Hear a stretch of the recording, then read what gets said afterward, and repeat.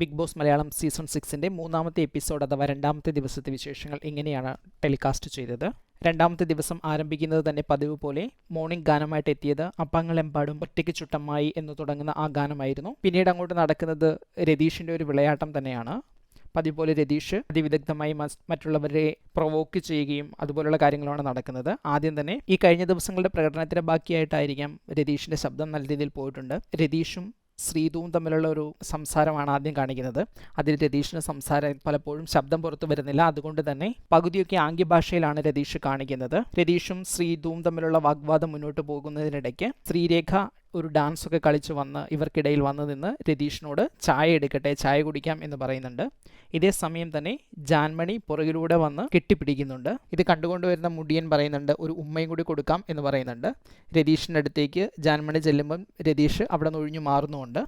അതിനുശേഷം ജാൻമണിയും മുടിയൻ അഥവാ ഋഷിയും അവിടെ നിന്ന് നടന്നു പോകുന്നുമുണ്ട്. ഇതിനിടയ്ക്ക് രതീഷിൻ്റെ സംസാരം വീണ്ടും പലരുമായി തുടരുന്നുണ്ട്. അതിനിടയ്ക്ക് രതീഷ് പറയുന്നുണ്ട് 2 ദിവസം കൊണ്ട് ഞാൻ 6 പേരെ ശത്രുക്കളാക്കി, 5 ദിവസം കൊണ്ട് 18 പേരെയും ശത്രുക്കളാക്കുക എന്നുള്ളതാണ് എൻ്റെ ടാർഗറ്റ് എന്നൊക്കെ പറയുന്നുണ്ട്. ഈ കാര്യങ്ങൾ സംസാരിച്ചുകൊണ്ടിരിക്കുന്നതിനിടയ്ക്ക് ജാൻമണി വന്ന് കെട്ടിപ്പിടിക്കാൻ ശ്രമിക്കുന്നു.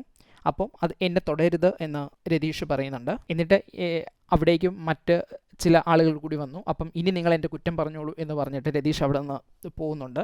ഇതേ സമയം സുരേഷും മുടിയനും റോക്കിയും ചേർന്ന് പുറത്തു നിന്ന് സംസാരിക്കുന്നുണ്ട്. രതീഷ് ആളൊരു ജോക്കറാണെന്നും അയാൾ ജോക്കറാണ് എന്ന് കാണിക്കാൻ വേണ്ടി ഞാൻ പല പ്രാവശ്യം മൂക്കിൽ കൈവച്ച് കാണിച്ചിട്ടുണ്ട് എന്നുമെല്ലാം റോക്കി പറയുന്നുണ്ട്. പക്ഷേ ഇത് മനസ്സിലാക്കാനുള്ള ബുദ്ധി അവനില്ല എന്നും റോക്കി തന്നെ പറയുന്നുണ്ട്. അടുത്ത ഒരു ഷോട്ടിൽ വരുന്നത് വാഷ്റൂമിലെ ചില രംഗങ്ങളാണ്.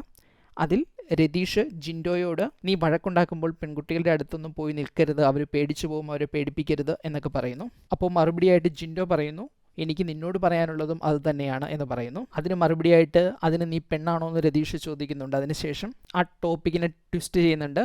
നീ പ്രേക്ഷകരെ തെറ്റിദ്ധരിപ്പിക്കരുത്, ഞാൻ സ്ത്രീകളോട് മാത്രമല്ല ബഹളമുണ്ടാക്കുന്നത്. അതിനുശേഷം അവിടെ നിൽക്കുന്ന 2-3 സ്ത്രീകളോട് ചോദിക്കുന്നുണ്ട് ഞാൻ സ്ത്രീകളോട് മാത്രമാണോ ബഹളം ഉണ്ടാക്കുന്നത്, എല്ലാവരോടും ഉണ്ടാക്കാറില്ലേ എന്ന് പറയുന്നുണ്ട്. അവരെല്ലാവരും എല്ലാവരോടും ബഹളം ഉണ്ടാക്കാറുണ്ട് എന്ന് സമ്മതിക്കുന്നുമുണ്ട്. അതിനുശേഷം പുള്ളിയുടെ സിഗ്നേച്ചർ ഡയലോഗ് പറയുന്നുണ്ട് നീ ഇവിടെ നിന്നാലും എനിക്കുണ്ടാ, നീ നിന്നില്ലെങ്കിലും എനിക്കുണ്ടാ എന്ന് പറയുന്നുണ്ട്.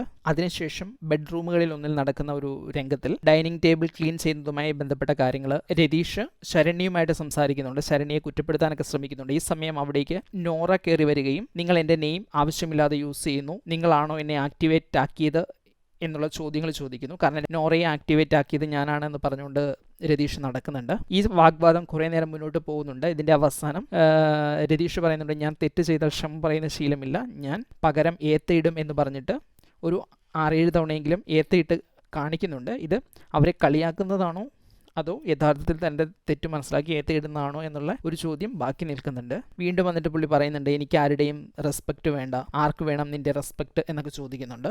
പിന്നീട് വീട്ടിൽ നടക്കുന്നത് പ്രധാനപ്പെട്ട ഒരു കാര്യം എന്ന് പറയുന്നത് മോർണിംഗ് ടാസ്ക് ആണ്. വീട്ടിലുള്ള മത്സരാർത്ഥികളുടെ ഭാവി പറയാനായിട്ട് കുമ്പിടി സുരേഷ് എത്തുന്നു. ഓരോ കാർഡും എടുത്ത് ആ കാർഡിൽ ആരുടെ ചിത്രമാണോ ഉള്ളത് ആ മത്സരാർത്ഥി കുമ്പിടി സുരേഷിൻ്റെ അടുത്ത് വന്ന് സ്റ്റേജിലിരിക്കണം. അപ്പോൾ സുരേഷ് അവരുടെ ഭാവി എന്താണ് എന്നത് പ്രവചിക്കും. അതിൽ എപ്പിസോഡിൽ ടെലികാസ്റ്റ് ചെയ്തവരിൽ ജിൻഡോയുടേതായിരുന്നു ആദ്യത്തേത്. ജിൻഡോയുടെ മസിലിൽ തൊട്ടിട്ട് മസിലിലല്ല ബുദ്ധി തലയിലാണ് എന്ന് നൈസായിട്ട് സുരേഷ് പറയുന്നുണ്ട്. പിന്നെ രക്ഷപ്പെടാൻ വേണ്ടിയിട്ട് അത് വേണമോ ഇത് വേണമോ ജിൻഡോ വേണമോ എന്ന് എപ്പോഴും ചോദിച്ചുകൊണ്ട് ഈ വീട്ടിലൂടെ നടക്കണം. ഇത് കണ്ടിട്ട് ഓഡിയൻസ് ജിൻഡോ വേണം എന്ന് പറഞ്ഞാൽ ജിൻഡോ രക്ഷപ്പെടും എന്ന് പറയുന്നുണ്ട്. അടുത്തതായിട്ട് എത്തുന്നത് ജാൻമണിയാണ്. എല്ലാ നിമിഷവും എന്തൊക്കെയോ ആലോചിച്ച് നടക്കുന്ന ഒരാളാണ് എന്ന് പറയുന്നു. കുട്ടിക്കാലത്ത് ടീനേജിന് മുൻപ് 2 ക്രഷ്, ആഫ്റ്റർ ടീനേജ് 3 ക്രഷ്, പിന്നെ ഒരു പ്രശ്നം നിലനിൽക്കുന്നുണ്ട്. ആ പ്രശ്നം മാറാനായിട്ട് ജിൻഡോയോട് സംസാരിക്കാതിരിക്കുക എന്നതാണ് എന്ന് പറയുന്നുണ്ട്. അടുത്ത് വരുന്നത് യമുനയാണ്.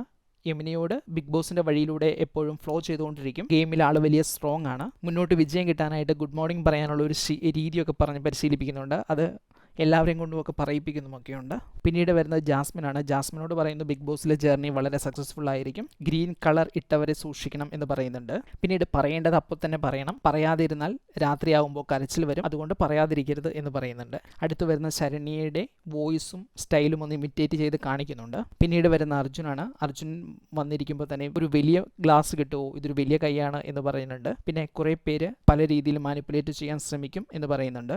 ഇവരെ പേടിക്കണം അവരെ പേടിക്കണം, മറ്റുള്ളവരെ പേടിക്കണം, എല്ലാവരെയും പേടിക്കണം എന്ന് പറയുന്നുണ്ട്. പിന്നെ അവരുടെയൊക്കെ കൂട്ടത്തിലെ ആ മൊട്ടത്തലേനെ ഒട്ടും വിശ്വസിക്കരുത് എന്ന് പറയുന്നുണ്ട്. അതായത് സുരേഷിനെ കുറിച്ച് തന്നെ പറയുന്നു. പിന്നീടുള്ള സീനുകളിൽ കാണുന്ന ഒരു പ്രധാന കാര്യം, രതീഷ് ഒരു ബെഡ്റൂമുകളിലൊന്നിൽ ഇരുന്ന് കരയുന്നതാണ്. ജാൻമണി തന്നെ കെട്ടിപ്പിടിക്കുന്നു, തൻ്റെ ഭാര്യയുടെ പേര് പെർമിഷൻ ഇല്ലാതെ ഉപയോഗിക്കുന്നു, ബിഗ് ബോസിലെ കാര്യങ്ങളിലേക്ക് വീടിനെ വലിച്ചിഴയ്ക്കുന്നു എന്നൊക്കെ പറഞ്ഞാണ് കരയുന്നത്.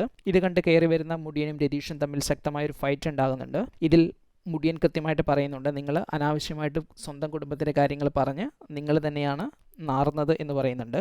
അതിന് മറുപടിയായിട്ട് രതീഷ് ഇതെൻ്റെ സ്പേസ് ആണെന്ന് പറയുന്നുണ്ട്. ഇതിന് മറുപടിയായിട്ട് മുടിയൻ സ്പേസ് ഉണ്ടാക്കുന്നു, നിങ്ങൾ സ്പേസ് ഉണ്ടാക്കുകയാണ് എന്ന് പറയുന്നുണ്ട്. അതിന് മറുപടി രതീഷ് പറയുന്നത് ഞാൻ കാണിക്കുന്നത് ബുദ്ധിപരമായ കാര്യമാണ് എന്ന് പറയുന്നു. അവസാനം ഇതൊക്കെ മണ്ടത്തരമായി മാറരുത് എന്ന് മുടിയനും പറയുന്നു. ഈ രീതിയിൽ കുറച്ചു നേരം സംസാരം മുന്നോട്ട് പോകുന്നുണ്ട്. പക്ഷേ ഈ സംസാരത്തിനൊരു പ്രശ്നമുണ്ട്. ഈ സംസാരം കേൾക്കുമ്പോൾ വളരെ കൃത്യമായിട്ട് മനസ്സിലാകും രതീഷ് ഒരിക്കലും ഇമോഷണൽ ആയിട്ടല്ല ഇവിടെ ഇരുന്ന് കരഞ്ഞത്. പുള്ളി വളരെ ബോധപൂർവം അവിടെ ഇരുന്ന് കരഞ്ഞതാണ്, അല്ലെങ്കിൽ പുള്ളി പ്ലാൻ ചെയ്ത് കരഞ്ഞതാണ് എന്നുള്ളത്. ഈ വിഷയത്തിൽ പിന്നീട് ക്യാപ്റ്റൻ അരുൺ ഇടപെടുന്നുണ്ട്. അരുൺ ഇവിടെ അതുപോലെ നിർണായകമായ ചില കാര്യങ്ങൾ സംസാരിക്കുന്നുണ്ട്. അതിൽ പ്രധാനപ്പെട്ട ഒരു കാര്യം, ഈ വീട്ടിലെ എല്ലാവരും നിങ്ങളെ തൊടരുത് എന്നാണോ അല്ലെങ്കിൽ കെട്ടിപ്പിടിക്കരുത് എന്നാണോ നിങ്ങൾ ഉദ്ദേശിക്കുന്നത്, അതോ ജാൻമണി മാത്രം കെട്ടിപ്പിടിക്കരുത് എന്നാണോ നിങ്ങൾ ഉദ്ദേശിക്കുന്നത് എന്ന് ചോദിക്കുമ്പോൾ രതീഷിന് ചില കാര്യങ്ങൾ മനസ്സിലാവുന്നുണ്ട്. ഇതൊരു ട്രിക്കി ക്വസ്റ്റ്യൻ ആണെന്ന് വളരെ കൃത്യമായി മനസ്സിലാവുന്നുണ്ട്. ഉടനെ പുള്ളി മറുപടി പറയുന്നത് ഇങ്ങനെയാണ്, അവരുടെ സ്റ്റേറ്റ്മെൻറ്റ് ശരിയല്ല, അതുകൊണ്ടാണ് ഇത് പ്രശ്നമാകുന്നത് എന്ന രീതിയിൽ അത് വരുത്തി തീർക്കാൻ പോകുന്നു. അതായത് അവർ ചെയ്യുന്നത് കൊണ്ടല്ല, അതിൻ്റെ കൂടെ അവർ പറയുന്ന സംസാരങ്ങൾ പ്രശ്നങ്ങളുണ്ടാക്കും എന്ന രീതിയിൽ പറയാൻ ശ്രമിക്കുന്നുണ്ട്. അരുൺ വീണ്ടും പുറത്തുപോയി ജാൻമണിയോട് ഇത് സംസാരിക്കുന്നുണ്ട്. ഈ കാര്യം അറിഞ്ഞു കഴിയുമ്പോൾ ജാൻമണി ആദ്യം റെസ്പോണ്ട് ചെയ്യുന്നത് ബിഗ് ബോസിനോടാണ്. ഞാൻ എല്ലാവരെയും ഒരു ബ്രദർലി കൺസിഡറേഷനോട് കൂടിയാണ് കാണുന്നത്. ഗുഡ് മോർണിംഗ് പറയുന്നത് എല്ലാവരോടും കെട്ടിപ്പിടിച്ച് തന്നെയാണ്. അത് മാത്രമേ ഞാനും രതീഷിൻ്റെ അടുത്തും ചെയ്തിട്ടുള്ളൂ. അതിരാവിലെ തന്നെ ഒരു ചീത്ത വിചാരവുമായിട്ടല്ല ഞാൻ നടക്കുന്നത്. അതിലെന്തെങ്കിലും റോങ് ആയിട്ടുണ്ടെങ്കിൽ സോറി എന്ന് ബിഗ് ബോസിനോട് പറയുന്നു. അതിനുശേഷം അല്പസമയം കഴിഞ്ഞിട്ട് രതീഷിൻ്റെ അടുത്ത് വന്ന് ജാൻ ക്ഷമ പറയാൻ വരുന്നുണ്ട്. നിങ്ങളൊരു അച്ഛനാണ്, എനിക്ക് അതിന് റെസ്പെക്റ്റ് ഉണ്ട്. ഒരു ബ്രദറിനെ പോലെയാണ് ഞാൻ എന്നും കാണുന്നത്. എത്രയൊക്കെ തമാശ കാണിച്ചാലും ഒരു ബ്രദറിനെ പോലെയാണ് കാണുന്നത്. ഒരു അനിയത്തിക്കും ചേച്ചിക്കും ഉള്ള അധികാരം പോലെയാണ് ഞാൻ ഇതൊക്കെ ചെയ്തത്. ഞാൻ ഹെർട്ട് ചെയ്തിട്ടുണ്ടെങ്കിൽ അതിന് സോറി എന്ന് പറയുന്നുണ്ട്. ഇതിന് മറുപടിയായിട്ട് രതീഷ് ഒന്നും പറയുന്നില്ല, പകരം ഏതാനും തവണ ഇട്ട് കാണിക്കുന്നുണ്ട്. നേരത്തെ പറഞ്ഞിട്ടുണ്ട് ഞാൻ ഒരിക്കലും ക്ഷമ പറയില്ല, പകരം ഞാൻ ഇട്ട് കാണിക്കുമെന്ന്. അപ്പം ഈ ഇടിയിൽ കളിയാക്കാൻ വേണ്ടിയാണോ അതോ തെറ്റുണ്ടെന്ന് മനസ്സിലാക്കിയിട്ടാണോ എന്നുള്ള കാര്യം ഇവിടെയും വ്യക്തമല്ല. ഇതിനുശേഷം പലരോടും പുള്ളിയുടെ ഭാഗം കൺവിൻസ് ചെയ്യാൻ ശ്രമിക്കുന്നുണ്ട്. പക്ഷെ അത് പല രീതിയിൽ പലരും അതിൽ നിന്ന് ഒഴിഞ്ഞു മാറുന്നുണ്ട്. ഇതിനിടയ്ക്ക് ഗബ്രിയുമായിട്ട് സംസാരിക്കുന്നുണ്ട്. ഗബ്രി അന്നേരം പറയുന്നുണ്ട് ഇത് ചെയ്തത് ഒട്ടും ശരിയായില്ല, റിയാക്ട് ചെയ്യേണ്ടത് ഇങ്ങനെ ആയിരുന്നില്ല. അവർ ചെയ്തത് ഒരു പക്ഷേ തെറ്റായിരിക്കാം, പക്ഷേ നിങ്ങൾ റിയാക്ട് ചെയ്തത് ചെയ്യേണ്ട രീതിയിലല്ല, പറയേണ്ട രീതിയിൽ പറയണമായിരുന്നു. അവരാദ്യം ചെയ്തപ്പോൾ തന്നെ തനിക്കത് ഇഷ്ടമല്ല എന്ന് പറയണമായിരുന്നു. അതിനുശേഷം വീണ്ടും ചെയ്താൽ അത് ബിഗ് ബോസിനോട് കംപ്ലൈൻറ്റ് ചെയ്യുകയായിരുന്നു ചെയ്യേണ്ടിയിരുന്നത്, അല്ലാതെ ഇങ്ങനെ ചെയ്യുകയല്ല ചെയ്യേണ്ടിയിരുന്നത് എന്ന് പറയുന്നു. ഇതിനിടയ്ക്ക് രതീഷ് തൻ്റെ പുതിയൊരു ഡയലോഗ് പറയുന്നുണ്ട്. കത്തട്ട തീ എന്ന് ഇടയ്ക്കിടയ്ക്ക് സംസാരിക്കുന്നിടയ്ക്ക് പറയുന്നുണ്ട്. അതിനിടയ്ക്ക് ആ വഴി വന്ന ക്യാപ്റ്റനോടും ഇതേ ഡയലോഗ് പറഞ്ഞു, കത്തട്ട തീ എന്ന്. അപ്പോൾ ക്യാപ്റ്റൻ പറഞ്ഞു എന്നാൽ കുറച്ച് മണ്ണെണ്ണയും കൂടി ഒഴിച്ചേക്കാം എന്ന് പറയുന്നുണ്ട്. ഇത് കഴിഞ്ഞിട്ട് ബ്രേക്ക്ഫാസ്റ്റിന് എല്ലാ മത്സരാർത്ഥികളും പോകുന്നുണ്ട്.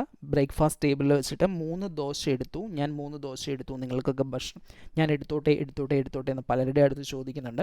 ആരെങ്കിലും ഇതിൽ ഏറ്റുപിടിച്ച് എന്തെങ്കിലും പറയും, ഒരു കണ്ടന്റ് കിട്ടുമെന്ന് പ്രതീക്ഷിച്ചായിരിക്കും. ഏതായാലും പ്രത്യേകിച്ചൊന്നും അവിടെ സംഭവിക്കുന്നില്ല. ഇത് കഴിഞ്ഞ് പുറത്ത് ഒരു സീനിൽ മുടിയൻ ഇരുന്ന് വിഷമത്തോടെ കരയുന്നുണ്ട്, വിങ്ങിപ്പൊട്ടുന്നുണ്ട്. മുടിയന്റെ സങ്കടം ഇതാണ്, ആ വൃത്തികെട്ടവൻ ബാക്കിയുള്ളവരെയൊക്കെ ചീത്തയാക്കിക്കൊണ്ട് കണ്ടന്റ് ഉണ്ടാക്കുന്നു, ബാക്കിയുള്ളവരെ മോശമായി ചിത്രീകരിക്കുന്നു എന്നാണ് മുടിയന്റെ സങ്കടം. ഇതിന് സിജോ മറുപടി പറയുന്നത് ഇങ്ങനെയാണ്, അയാളുടെ ചിന്ത തന്നെയാണ് നമ്മൾ മനസ്സിലാക്കേണ്ടത്. ഗുഡ് മോർണിംഗ് പറയാൻ ചെയ്യുന്ന സമയത്താണ് ഈ കാര്യങ്ങളൊക്കെ സംഭവിച്ചത്. അതിനുശേഷം മോർണിംഗ് ആക്ടിവിറ്റിയും കഴിഞ്ഞ് ബ്രേക്ക്ഫാസ്റ്റ് കഴിക്കാൻ പോകുന്നതിന് തൊട്ട് മുമ്പാണ് പുള്ളി ഇങ്ങനെ ഒരു ഇഷ്യൂവും പറഞ്ഞുകൊണ്ട് വരുന്നത്. അപ്പോൾ പുള്ളി എത്രത്തോളം അതിൽ പ്ലാൻഡ് ആയിരിക്കും എന്ന രീതിയിലാണ് അതിനെക്കുറിച്ച് പുള്ളി പറയുന്നത്. അതിന് മറുപടിയായിട്ട് റോക്കി പറയുന്നത് ഇങ്ങനെയാണ്, ഞാൻ സംസാരിച്ചു, നിങ്ങൾ സംസാരിച്ചു, എല്ലാവരും പുള്ളിയെക്കുറിച്ച് സംസാരിക്കുകയാണ്, അതാണ് പുള്ളിക്ക് വേണ്ടത്. നമ്മൾ കണ്ടന്റ് ഉണ്ടാക്കി അവന് വേണ്ടി ചെയ്തു കൊടുക്കണം. പുള്ളിക്ക് വേണ്ടത് അലമ്പുണ്ടാക്കിയിട്ടാണെങ്കിലും ഏതെങ്കിലും രീതിയിൽ പുള്ളി സ്പേസ് എടുക്കും എന്ന് പറയുന്നുണ്ട്. ഇതിനുശേഷം മറ്റൊരു മീറ്റിങ്ങിൻ്റെ രംഗങ്ങളാണ് കാണിക്കുന്നത്. ഇത് ശരിക്കും ലൈവ് കണ്ടവർക്കറിയാം, ഇതൊരു ബിഗ് ബോസ് വീട്ടിലെ ഡ്യൂട്ടി അനുസരിച്ച് മത്സരാർത്ഥികൾക്ക് ബാഡ്ജ് കൊടുക്കുന്നതിന് വേണ്ടിയിട്ട് ബിഗ് ബോസ് വിളിച്ചു ചേർത്തൊരു മീറ്റിങ്ങിൽ ചർച്ച വഴിമാറി മറ്റൊരു രംഗത്തേക്ക് വന്നതാണ്. അവിടെ സംസാരിക്കുന്നത് ഓരോരുത്തരുടെയും ഡ്യൂട്ടിയെക്കുറിച്ചുള്ള കാര്യങ്ങളാണ് സംസാരിക്കുന്നത്. അവിടെ തൊട്ടാണ് ബിഗ് ബോസ് കാണിച്ചിട്ടുള്ളൂ. ഈ തർക്കം മൂത്ത് ഏകദേശം ഒരു വഴിക്ക് എത്താറായപ്പോൾ ശ്രീരേഖ സംസാരിക്കാൻ വരുന്നു. ശ്രീരേഖ പറഞ്ഞു തുടങ്ങുന്നത്, എല്ലാവർക്കും ചാർജ് ലഭിക്കുന്നതിന് മുൻപ് വരെയുള്ള ദിവസങ്ങളിൽ എല്ലാവർക്കും എല്ലാ ജോലികളും ചെയ്യാമായിരുന്നു, അവരവരുടെ ജോലികൾ അവരവർ ചെയ്യുന്നതൊരു മാന്യതയായിരുന്നു, അത് ചെയ്യണമായിരുന്നു എന്ന് പറഞ്ഞു തുടങ്ങുന്നുണ്ട്. ഇതിനിടയിൽ ജാസ്മിൻ സംസാരിക്കാൻ വരുന്നുണ്ട്. ജാസ്മിൻ ആദ്യം കുറേ കാര്യങ്ങൾ സംസാരിച്ച് തിരിച്ചു പോകുന്നുണ്ട്. അതിനുശേഷം വീണ്ടും ശ്രീരേഖ സംസാരിച്ചു തുടങ്ങുമ്പോൾ ജാസ്മിനും രതീഷും പല കാര്യങ്ങളും സംസാരിച്ചുകൊണ്ട് ഇതിലേക്ക് വരുന്നു. ഇതിനിടയ്ക്ക് ഇത് എൻ്റെ സ്പേസാണ്, എൻ്റെ അനുവാദമില്ലാതെയാണ് ഇവർ രണ്ടുപേരും സംസാരിക്കുന്നത് എന്ന് പറഞ്ഞുകൊണ്ട് ശ്രീരേഖ അവിടെ നിന്നും പുറത്തേക്ക് പോകുന്നുണ്ട്. അതിനുശേഷം ശ്രീരേഖ പുറത്തേക്ക് പോകുമ്പോൾ നിഷാന പുറകെ ചെല്ലുന്നുണ്ട്. എന്നാൽ നിഷാന വിളിച്ചിട്ടും പുള്ളിക്കാരി വരുന്നില്ല. പകരം വാഷ്റൂമിൽ നിന്നുകൊണ്ട് വിങ്ങിപ്പൊട്ടുന്നുണ്ട് ശ്രീരേഖ. ഈ സമയത്ത് യമുന ഈ മീറ്റിങ്ങിൻ്റെ കൺട്രോൾ ഏറ്റെടുക്കുകയാണ്. യമുന നിർത്ത് എന്ന് പറഞ്ഞ് ഷൗട്ട് ചെയ്യുന്നുണ്ട്. എല്ലാവർക്കും ഒരു റെസ്പെക്റ്റ് വേണം ഈ പ്ലാറ്റ്ഫോമിന്. എന്തൊക്കെ ആരൊക്കെ ചെയ്താലും അത് ലോകം മൊത്തം കണ്ടിട്ടുണ്ട്. അതൊക്കെ നമ്മൾ ചെയ്യുന്നതും എല്ലാം ഒരു മര്യാദയുടെ ഭാഗമാണ്. ഇങ്ങനെ പറഞ്ഞു തുടങ്ങുന്നു. പുള്ളിക്കാരി പറഞ്ഞു തുടങ്ങുന്നതോടെ എല്ലാവരും സൈലൻ്റായിട്ട് കേട്ടിരിക്കുന്നുണ്ട്. അതിനുശേഷം ക്ലീനിങ്ങിനെ കുറിച്ച് പറയുന്നുണ്ട്. ഭക്ഷണം ചെയ്യുന്നതിന് മുൻപല്ല, ഭക്ഷണം ഉണ്ടാക്കാൻ തുടങ്ങുന്നതിന് മുൻപ് തന്നെ ക്ലീനിങ് എല്ലാം കഴിഞ്ഞ് അവിടെ നിന്ന് മാറണം. ഭക്ഷണം ചെയ്തുകൊണ്ടിരിക്കുന്നതിൻ്റെ കൂടെ ക്ലീനിങ്ങിനായിട്ട് അവിടേക്ക് വരരുത്. ഭക്ഷണം ഉണ്ടാക്കുന്ന ഒരു ദൈവികമായ കാര്യമാണ് എന്നൊക്കെ തുടങ്ങി സംസാരിച്ചു പോകുന്നുണ്ട്. അതിനുശേഷം ഓരോരുത്തരെയും ജോലികളെക്കുറിച്ച് പറയുമ്പോൾ അവരവരുടെ ജോലികൾ വ്യക്തമായിട്ട് ചെയ്തതിന് ശേഷം സമയമുണ്ടെങ്കിലും ഇഷ്ടമുണ്ടെങ്കിലും മറ്റുള്ളവരുടെ ജോലി ചെയ്യാൻ സഹായിക്കാൻ വന്നാൽ മതി എന്ന് പറയുന്നുണ്ട്. മൊത്തത്തിൽ ഈ ഒരു മീറ്റിങ്ങിനെ കുറിച്ച് പറഞ്ഞു കഴിഞ്ഞാൽ ഇതിൽ ശ്രീരേഖ ഒരു പോയിന്റ് കൊണ്ടുവന്ന് അവിടെ സ്കോർ ചെയ്യാൻ ശ്രമിക്കുകയാണെങ്കിലും ആ പോയിന്റ് കൃത്യമായിട്ട് ഫിനിഷ് ചെയ്യാനായിട്ട് ശ്രീരേഖയ്ക്ക് പറ്റുന്നില്ല. മാത്രമല്ല ശ്രീരേഖ ആ പോയിന്റ് കൃത്യമായിട്ട് ഫിനിഷ് ചെയ്യുന്നില്ല എന്നത് മാത്രമല്ല, അവിടെ നിന്ന് ഇറങ്ങിപ്പോകുന്നതും അതിനുശേഷം ചെയ്യുന്ന കാര്യങ്ങളും ഒരു ഓവർ ആക്ഷൻ എന്ന രീതിയിൽ പല ഓഡിയൻസും വിലയിരുത്തുകയും അത് ശ്രീരേഖയ്ക്ക് ഒരു നെഗറ്റീവായി മാറുക കൂടി ചെയ്തു. അതേസമയം യമുന പെട്ടെന്ന് ആ മീറ്റിങ്ങിനെ കൺട്രോൾ ഏറ്റെടുത്തതും യമുന പറയുന്ന കാര്യങ്ങളെല്ലാവരും ശ്രദ്ധിച്ചതും അവർക്ക് ഒരു പ്ലസ് പോയിന്റായി മാറുകയും ചെയ്തു. യമുനയുടെ സംസാരമെല്ലാം കേട്ട് ഇതേ സമയം വാഷ്റൂമിലിരുന്ന് കൈയടിക്കുന്ന ശ്രീരേഖയെയും ബിഗ് ബോസ് എടുത്തെടുത്ത് കാണിക്കുന്നുണ്ടായിരുന്നു. പിന്നീട് കാണിക്കുന്ന ലഞ്ച് ടൈമിലെ വിശേഷങ്ങളാണ്. അവിടെ വെച്ച് സിജോ മാനമുണ്ടോ എന്ന ആദ്യം തിരക്ക്, അതിനുശേഷം പോയി തെളിയിക്കുക എന്ന് പറയുന്നുണ്ട്. ഇത് കേട്ട് അടുത്തിരിക്കുന്ന ജാസ്മിൻ ഇത് ജാസ്മിനോടാണ് എന്ന് വിചാരിച്ച് ജാസ്മിൻ ഏറ്റുപിടിക്കുന്നുണ്ട്. ഇത് കണ്ട ഉടനെ മുടിയൻ പറയുന്നുണ്ട്. രതീഷിനോട് പറയുമ്പം അതെന്തിനാണ് ജാസ്മിന് കൊള്ളുന്നത് എന്ന് ചോദിക്കുന്നുണ്ട്. ഇതേസമയം സിജോ ക്ലിയർ ആയിട്ട് പറയുന്നുണ്ട് തന്നോടല്ല പറയുന്നത്, രതീഷിനോടാണ് പറയുന്നതെന്ന് പറയുന്നുണ്ട്. ജാസ്മിനും മുടിയനും തമ്മിലുള്ള സംസാരം കൈവിട്ടു പോവുകയും ഉളുപ്പില്ലാതെ അന്തസ്സില്ലാത്തവരെ പോലെ സംസാരിക്കുന്നു എന്നൊക്കെ സംസാരിക്കുന്നുണ്ട്. ഇതിനിടയ്ക്ക് പോടി വാലേ എന്ന് ജാസ്മിനെ മുടിയൻ വിളിക്കുന്നുണ്ട്. ഇതിന് മറുപടിയായിട്ട് ജാസ്മിൻ പറയുന്നുണ്ട്, ഞങ്ങൾ സംസാരിച്ചാൽ വാല്, നിങ്ങൾ സംസാരിച്ചാൽ ഫ്രണ്ട്ഷിപ്പ് എന്ന് പറയുന്നുണ്ട്. ഇതെല്ലാം കണ്ടതുകൊണ്ട് സിജു വീണ്ടും പറയുന്നുണ്ട്, വഴക്കുമൊക്കെ ഇപ്പം ടീം തിരിച്ചാണോ എന്ന് ചോദിക്കുന്നുണ്ട്. അതിനുശേഷം ജാസ്മിൻ പറയുന്ന ഒരു ചില സെൻറ്റൻസുകളുണ്ട്. ഇതിനകത്ത് അതിവിദഗ്ധമായിട്ട് രതീഷിനിട്ട് ഒരു കുട്ടും കൊടുക്കുന്നുണ്ട്. പറയുന്നത് ഇങ്ങനെയാണ്, രതീഷിനെ ഉദ്ദേശിച്ചാണ് ഇത് പറയുന്നത്. അയാൾ ട്രാക്ക് മാറുന്നുണ്ട്, കണ്ടന്റ് ക്രിയേറ്റ് ചെയ്യുന്നുണ്ട്, അയാൾ പല തൊട്ടിത്തരങ്ങളും കാണിക്കുന്നുണ്ടാകാം, ഉള്ളത് ഞാൻ പറയാറുമുണ്ട് എന്ന് പറയുന്നുണ്ട്. അപ്പോൾ അവിടെ ഇതിൽ ജാസ്മിൻ പറഞ്ഞ വാക്കിന് ക്ലാരിറ്റിയുടെ ഒരു കുറവുണ്ട്. തൊട്ടിത്തരം എന്നാണോ തെണ്ടിത്തരം എന്നാണോ എന്നൊക്കെയുള്ളൊരു വ്യക്തത കുറവുണ്ട്. ഏതായാലും ശരിയായ പരിപാടികളല്ല ചെയ്യുന്നത് എന്നർത്ഥത്തിൽ തന്നെയാണ് സംസാരിച്ചത്. ഏതായാലും ജാസ്മിൻ ആ സമയം കൃത്യമായി രതീഷിനെതിരെ ഒരു കൊട്ടു കൊടുക്കാൻ കൂടി ഉപയോഗിച്ചു എന്നുള്ളതാണ് ഇതിനകത്ത് ശ്രദ്ധേയമായിട്ടുള്ള കാര്യം. ഈ സംഭവങ്ങൾക്കെല്ലാം അല്പനേരം മിണ്ടാതെ ഇരുന്നതിന് ശേഷം ആലോചിച്ചിട്ട് രതീഷ് ഒരു മറുപടി പറയുന്നുണ്ട്. Bigg Boss Malayalam season 6 Ratheesh Kumar ഒരു മാർക്ക് വരുത്തിയിട്ടുണ്ട്. രതീഷ് കുമാർ എന്ന ഒരു കണ്ടസ്റ്റന്റ് ഒരു മാർക്ക് ഈ സീസണിൽ വരുത്തിയിട്ടുണ്ട് എന്നാണ് രതീഷ് കുമാറിന്റെ പക്ഷം. ഇതിന് മറുപടിയായിട്ട് സിജോ പറയുന്നത് രാവിലെ നടന്ന ജാൻമണി രതീഷ് കുമാർ ഇഷ്യൂ ആണ്. ഇതിനകത്ത് ജാൻമണി തന്നെ കെട്ടിപ്പിടിക്കുന്നത് തനിക്ക് ഷെയിമാണ് എന്ന രീതിയിൽ പറഞ്ഞു എന്ന രീതിയിൽ സിജോ പറയാൻ ശ്രമിക്കുമ്പോൾ ഞാൻ ഷെയിം എന്ന് പറഞ്ഞിട്ടില്ല എന്ന് രതീഷ് തിരിച്ചു പറയുന്നുണ്ട്. ഇതുകൊണ്ട് ഈ ഒരു സീൻ ഏകദേശം അവസാനിക്കുന്നു. അതിനുശേഷം ഇതിനെക്കുറിച്ചുള്ള ഒരു ചർച്ച പുറത്ത് നടക്കുന്ന സമയത്ത് അപ്സര ഇദ്ദേഹത്തെക്കുറിച്ച് പറയുന്നുണ്ട്. അപ്സര പറയുന്നത് ഇങ്ങനെയാണ്, ഒരാൾ ഒരു കാര്യത്തെക്കുറിച്ച് സങ്കടപ്പെട്ട് കരയുന്ന സമയത്ത് അത് ശരിയാണെന്ന് നമ്മൾ വിചാരിക്കും. ഇവിടെയുള്ള എല്ലാവരും തൊട്ടോളൂ, എന്നാൽ ഒരാൾ മാത്രം തൊടാൻ പാടില്ല എന്ന് വിചാരിക്കുന്നത് ആ വ്യക്തിയുടെ സ്വഭാവത്തിൻ്റെ ഒരു വൈകല്യമാണ് എന്നാണ് അപ്സര ഈ കാര്യങ്ങളെക്കുറിച്ച് പറഞ്ഞു വെക്കുന്നത്. ഈ സംസാരം നടക്കുന്ന സമയത്തേക്ക് മുടിയൻ അങ്ങോട്ട് വരുന്നുണ്ട്. മുടിയനും അപ്സരയും തമ്മിൽ ചില വാക്കേറ്റങ്ങൾ ഉണ്ടാകുന്നു. അവർ തമ്മിലുള്ള സംസാരം വലിയ തോതിൽ തന്നെ ഒരു വഴക്കിലേക്ക് പോകുന്നുണ്ട്. ഇതിനിടയ്ക്ക് മുടിയൻ നിലത്ത് കിടന്ന് ഉരുണ്ടോളൂ എന്നൊക്കെ പറഞ്ഞ് കളിയാക്കുന്നുണ്ട്. അതുപോലെ തന്നെ എനിക്ക് ഇച്ചിരി വെള്ളം കുടിക്കണം, വെള്ളം കുടിച്ചിട്ട് സംസാരിക്കാം എന്നൊക്കെ പറഞ്ഞ് മുടിയൻ അപ്സരയുടെ മുൻപിൽ കുറച്ച് ഷോയൊക്കെ കാണിക്കുന്നുണ്ട്. ഈ സംസാരം വീണ്ടും വീണ്ടും മുന്നോട്ട് പോയിട്ട് പരസ്പരം അങ്ങോട്ടും ഇങ്ങോട്ടും എന്നെ കമാൻഡ് ചെയ്യാൻ ആരും വരണ്ട എന്ന് പറയുന്ന രീതിയിലേക്കൊക്കെ കാര്യങ്ങൾ എത്തുന്നുണ്ട്. ഇതിനുശേഷം പിന്നീട് നടക്കുന്ന ഒരു കാര്യം ഒരു മീറ്റിംഗ് ആണ്. മീറ്റിങ്ങിൽ പവർ റൂമിൻ്റെ നിയമങ്ങൾ കൃത്യമായി ബിഗ് ബോസ് ഒരു ലെറ്ററായിട്ട് തന്നെ മത്സരാർത്ഥികളെ അറിയിക്കുന്നു. ബിഗ് ബോസ് വീട്ടിലെ 4 മുറികളിൽ 3 മുറികൾ കഷ്ടപ്പാടിൻ്റെ പ്രതീകങ്ങളാണ്. പിന്നീട് വരുന്ന പവർ റൂമാണ് ക്യാപ്റ്റനും പവർ ടീം അംഗങ്ങളും താമസിക്കുന്നത്. മറ്റു മത്സരാർത്ഥികൾ ഏത് റൂമിൽ എവിടെ താമസിക്കണം എന്നത് പവർ ടീമിലെ അംഗങ്ങൾക്കും ക്യാപ്റ്റനും ചേർന്ന് തീരുമാനിക്കാം. പവർ ടീമിൽ ഉള്ളവരെ മറ്റുള്ളവർക്ക് നോമിനേറ്റ് ചെയ്യാൻ കഴിയില്ല. അതേസമയം പവർ ടീമിലുള്ളവർക്ക് മറ്റു ടീമുകളിലുള്ളവരിൽ നിന്ന് ഒരാളെ എവിക്ഷൻ പ്രക്രിയയിലേക്ക് ഡയറക്റ്റ് നോമിനേറ്റ് ചെയ്യാം. ജയിലിൽ പോകേണ്ട ഒരാളെ തീരുമാനിക്കേണ്ട അധികാരവും പവർ ടീമിലുള്ള അംഗങ്ങൾക്ക് തന്നെയാണ്. മറ്റു ടീമുകൾക്കാണെങ്കിൽ പവർ ടീമിലുള്ള ആരെയും ജയിലിലേക്ക് അയക്കാനും കഴിയില്ല. മറ്റു ടീമുകൾക്കുൾപ്പെടെ വീട്ടിൽ വേണ്ട എല്ലാ പലചരക്ക് സാധനങ്ങളും വാങ്ങേണ്ട ഉത്തരവാദിത്വവും അതിനുള്ള അവകാശവും പവർ ടീം അംഗങ്ങൾക്ക് മാത്രമായിരിക്കും. വീട്ടിൽ ഓരോ ദിവസവും എന്താണ് പാചകം ചെയ്യേണ്ടത് എന്ന് തീരുമാനിക്കേണ്ട അധികാരവും പവർ ടീമിലുള്ളവർക്ക് തന്നെയാണ്. കിച്ചൺ കബോർഡുകൾ കീ ഉപയോഗിച്ച് പൂട്ടുകയും ആ കീ സ്വന്തമായി കയ്യിൽ വെക്കുകയും ചെയ്യുക എന്നുള്ളത് പവർ ടീം അംഗങ്ങളുടെ ഉത്തരവാദിത്തമാണ്. അവരുടെ അനുവാദമില്ലാതെ മറ്റംഗങ്ങൾക്ക് അവിടെ നിന്ന് എന്തെങ്കിലും ഒരു സാധനം എടുക്കാനുള്ള അവകാശമില്ല. പവർ ടീമിലെ അംഗങ്ങൾക്ക് പവർ മണി ലഭിക്കുന്നതായിരിക്കും. ബിഗ് ബോസ് വീട്ടിലെ നല്ല പ്രവർത്തനം കാഴ്ചവെക്കുന്നവർക്ക് ഉപഹാരമായി പവർ ടീമിന് ഈ പവർ മണി നൽകാൻ സാധിക്കും. മറ്റ് 3 ടീമുകൾ പരസ്പരം ചലഞ്ചിൽ വിജയിച്ച് അങ്ങനെ വിജയിക്കുന്ന ടീം പവർ ടീമുമായി ഒരു ചലഞ്ചിൽ ഏർപ്പെട്ട് പവർ ടീമിനെ വിജയിച്ചാൽ, പവർ ടീമിനെ തോൽപ്പിച്ച് വിജയിക്കാൻ കഴിഞ്ഞാൽ ആ ടീമിന് പവർ ടീമിന് പകരം പവർ റൂമിലേക്ക് അധികാരത്തിലെത്താനുള്ള സാഹചര്യമുണ്ട്. പവർ ടീമിലെ അംഗങ്ങൾക്ക് അവരുടെ ജോലികൾ മറ്റു ടീമിലെ അംഗങ്ങളിൽ ആരെങ്കിലും ഒരാളെ തിരഞ്ഞെടുത്ത് അവരെ കൊണ്ട് ചെയ്യിക്കാനുള്ള അധികാരവുമുണ്ട്. ഇതൊക്കെയാണ് പവർ ടീമിൻ്റെ അധികാരങ്ങൾ. ഈ അധികാരങ്ങൾ പറഞ്ഞതിന് ശേഷം ഗബ്രി തമാശയായി ചോദിക്കുന്നുണ്ട്, എന്നെ കുളിപ്പിക്കാനായിട്ട് ഒരാളെ വിളിക്കാൻ പറ്റുമോ? മറ്റു ചിലർ ചോദിക്കുന്നുണ്ട്, ഡ്രസ്സ് കഴുകാൻ ഒരാളെ വിളിക്കാൻ പറ്റുമോ എന്നൊക്കെ ചോദിക്കുന്നുണ്ട്. ഏതായാലും ഇതിനൊക്കെ ശേഷം ഇവർ വളരെ രസകരവും എന്നാൽ വളരെ സ്ട്രാറ്റജിക്കുമായുള്ള ഒരു തീരുമാനമെടുക്കുന്നുണ്ട്. തലേ ദിവസം ചായയുടെ കാര്യത്തിൽ പ്രശ്നമുണ്ടാക്കി ജിൻഡോയെ കൊണ്ട് ചായ ഉണ്ടാക്കിക്കുക എന്നതാണ് ഒന്നാമത്തെ തീരുമാനം. മറ്റൊന്ന്, രാവിലെ പ്രശ്നമുണ്ടാക്കിയ രതീഷ് ജാൻമണി പ്രശ്നങ്ങൾ ഉണ്ടാക്കിയതിൽ രതീഷിനെ പിറ്റേ ദിവസം ജാൻമണിയുടെ അസിസ്റ്റന്റായി കിച്ചണിൽ നിർത്തി ജോലി ചെയ്യിപ്പിക്കാനാണ് തീരുമാനിക്കുന്നത്. ഇതിനെല്ലാം ശേഷം ഇന്ന് വൈകിട്ട് നടന്ന ടാസ്ക് ഓർമ്മകൾ എന്ന ഒരു അഭിമുഖ പരിപാടിയാണ്.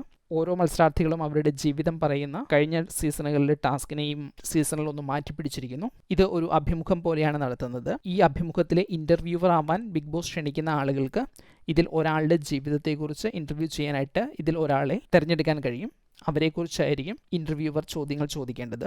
ഇന്ന് ബിഗ് ബോസ് അവസരം നൽകിയത് അൻസിബ, സിജോ, ശ്രീതു എന്നിവരെയാണ്. ഇവർ ഓരോരുത്തരും ഇന്റർവ്യൂവിന് വേണ്ടി തിരഞ്ഞെടുത്തത്. അൻസിബ രതീഷിനെയും സിജോ ജിൻഡോയെയും ശ്രീതു ജാൻമണിയെയും തിരഞ്ഞെടുത്തു. ഇവരുടെ ഇന്റർവ്യൂകളാണ് തുടർന്ന് നടന്നത്. ഇതിൽ ജിൻഡോയുടെ ഇന്റർവ്യൂ എപ്പിസോഡിന്റെ ഭാഗമായി കാണിച്ചിട്ടുണ്ട്.